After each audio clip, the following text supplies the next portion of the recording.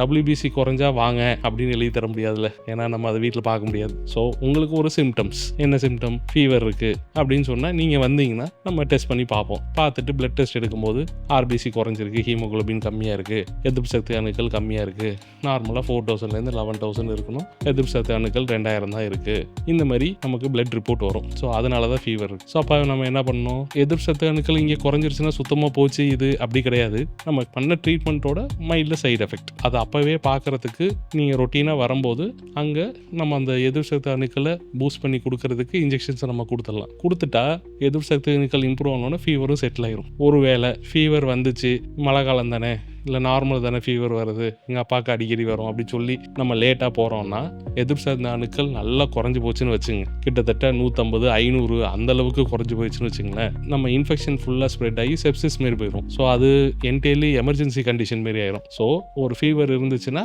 WBC count குறைய ஆரம்பிக்குது.